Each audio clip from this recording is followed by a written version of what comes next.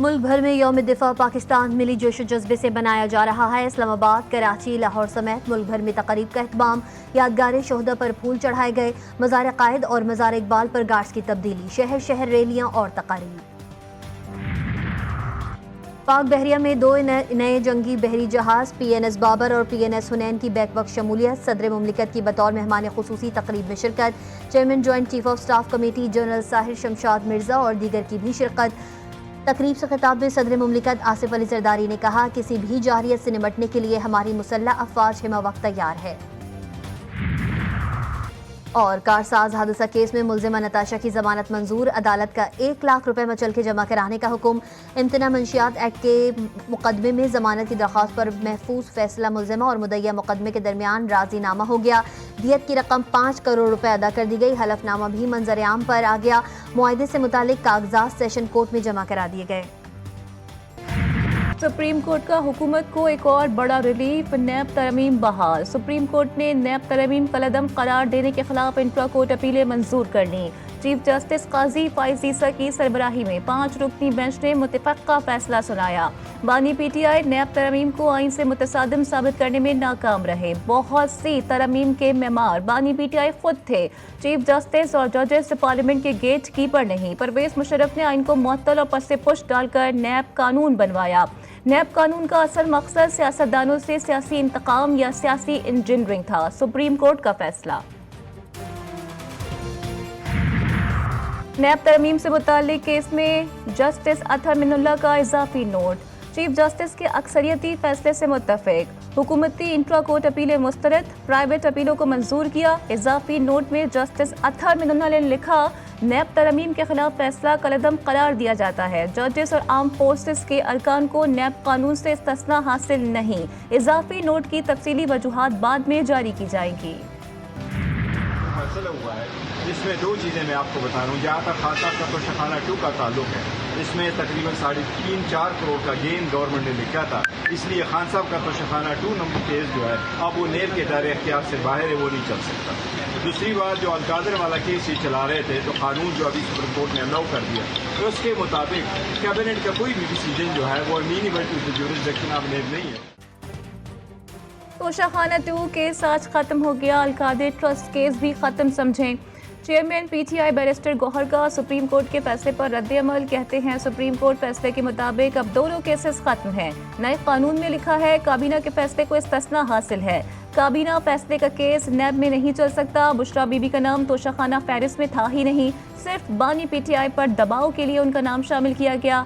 PTI रहनुमा शिबली फराज ने supreme court के नैब तरमीम से मुतालिक फैसले को NRO 2 करार दिया।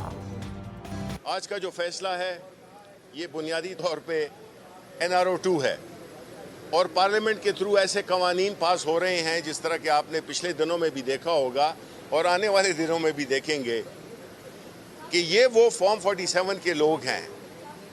ये वो लोग हैं जो अवाम के हकीकी नुमाइंदे नहीं। इलेक्शन कमीशन ने इंट्रा पार्टी केस में PTI की 4 मुतफ़क्का दरखास्तें मुस्तरद कर दी। इंट्रा पार्टी इंतखाबात में इलेक्शन कमीशन के दायरे अख्तियार पर PTI का एतराज़। इल्तिबा की दरख्वास्त भी मुस्तरद। इलेक्शन कमीशन की PTI को FIA से पार्टी ऑफिस से ले जाई गई दस्तावेजात की वापसी के लिए अदालत से रुजू करने की हिदायत। इलेक्शन एक्ट 2017 की शिक 208 के मुताबिक इंट्रा पार्टी इंतखाबात के कानूनी तकाज़ों का जायजा लेना कमीशन की जिम्मेदारी है। फैसले का मतन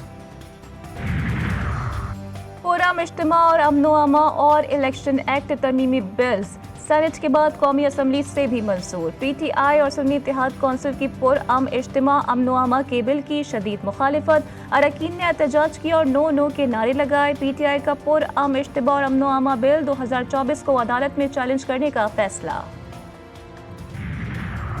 अब कोई जत्था इस्लामाबाद को यरगमाल नहीं बना सकेगा। शहर इक़्तिदार में इज्तिमा या जलसे की इजाज़त नहीं। 7 दिन पहले बताएं, फिर आपको एक मखसूस जगह देंगे।